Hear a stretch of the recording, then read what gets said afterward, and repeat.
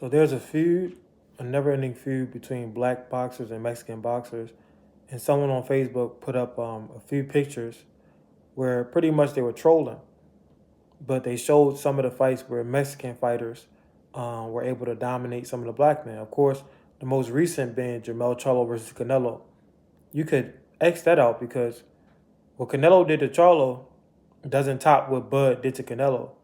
You know what I mean? So that one right there is gone. The other one they have is Benavidez versus Demetrius Andre. Here's the thing: if you look at David Benavidez and you look at his phenotype, it's clear that he's not just Mexican. So that's not really a strong argument. Like David Benavidez, somewhere along the line, his great great grandfather or somebody was someone that looked like me.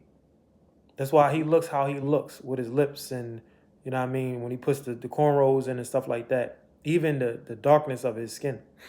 But it is what it is. He has indigenous DNA. And it shows. He doesn't even look like his father. So somebody way in that family tree was someone that looked like me.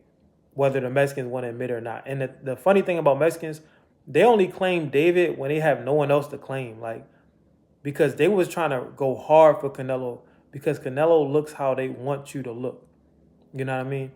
And he acts a certain way as well. David kind of acts, like a brother. So they don't really claim David. And now that he's the last thing standing, as far as like dominant people who claim Mexico, they try to act like they claim him. But they go back and forth with that.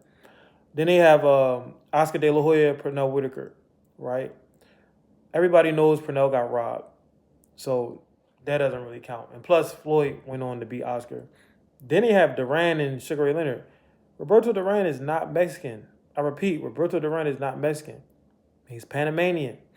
Then they have Chavez versus Meldrick Taylor. That was a good win for the Mexicans, bro. I can't even lie. And not only, bro, Chavez, I believe they fought twice, but Chavez put punishment on Meldrick Taylor that will last for him for his entire life. So Chavez changed that man's life.